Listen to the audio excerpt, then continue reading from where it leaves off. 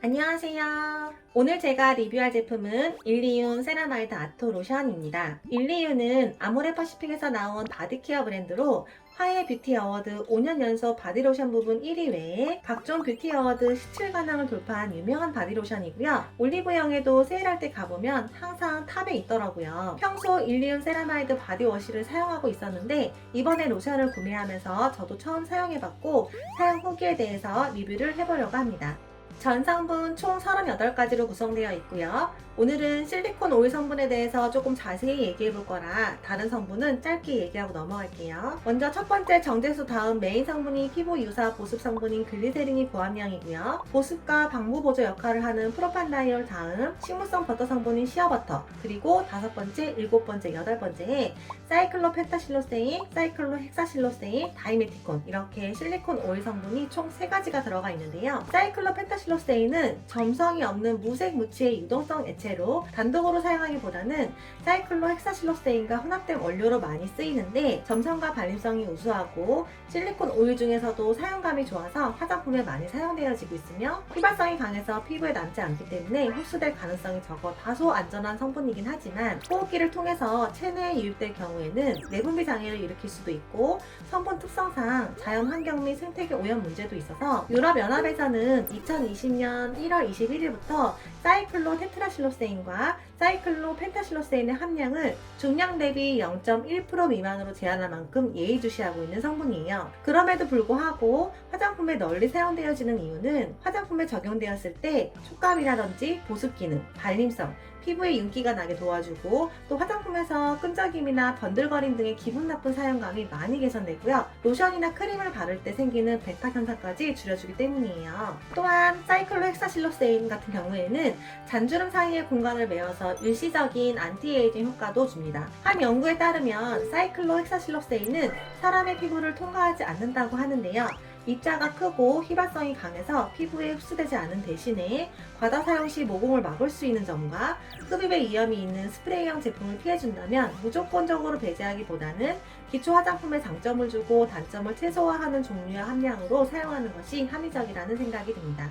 다이메티콘도 마찬가지로 실리콘 기반 분자가 피부와 모발에 흡수하기 매우 어려워서 매끄러운 층을 남기는 역할을 하는데요. 이런 역할 때문에 보습제나 핸드로션, 기저귀 발진 예방 크림에도 사용되어지고 있어요. 이 성분 역시 막 형성으로 촉촉한 피부를 유지시켜주고 화장품에 실키한 감촉을 부여하는데 최근에 환경 친화적인 성분을 사용하는 추세다 보니까 저분자 실리콘 사용을 줄이고 고분자 실리콘의 경우에는 함량의 주의를 기울이며 적절하게 사용하면 괜찮다고 생각하는 편입니다. 천연 성분도 잘못 사용하면 피부에 자극과 트러블이 생길 수 있어서 종류와 함량을 적절하게 배합해야 하듯이 마찬가지 아닐까요?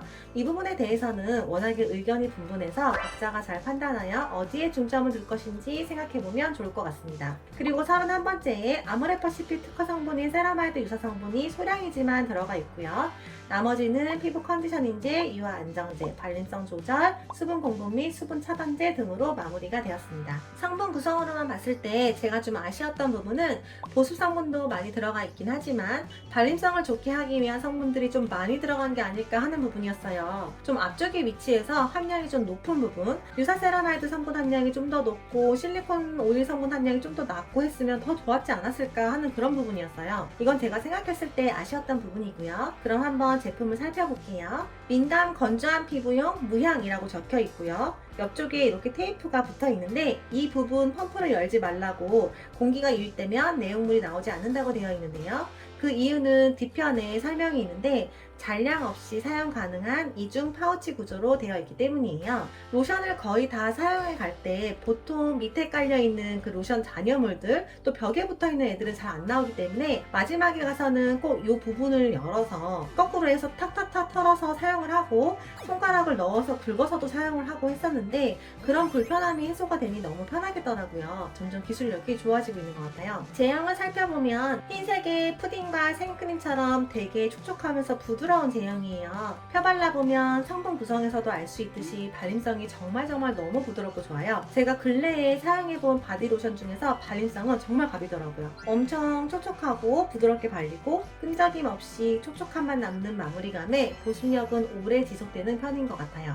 바디에 뭘 바르는 거를 싫어하시는 남성분들도 좋아하지 않을까 싶었습니다. 하지만 끈적임은 아니어도 약간의 유분감은 양을 많이 바르게 될 경우 살짝 느껴질 수 있기 때문에 아주 가벼운 사용감을 원하신다면 양 조절하시고요. 몸을 착 감싸주는 보습감이라든지 사용감이 계절에 상관없이 바르기 좋을 것 같았습니다. 아무래도 제 개인적인 생각으로 보습력보다는 사용감에 더 중점을 둔 제품이 아닐까 싶어서 보습력을 살짝 의심을 했었는데요. 막상 바르고 나서 보니까 건조할 때 가려움이 바로 느껴지는 저로서는 가려움이 없는 걸 보고 보습력도 괜찮다라는 생각이 들었습니다.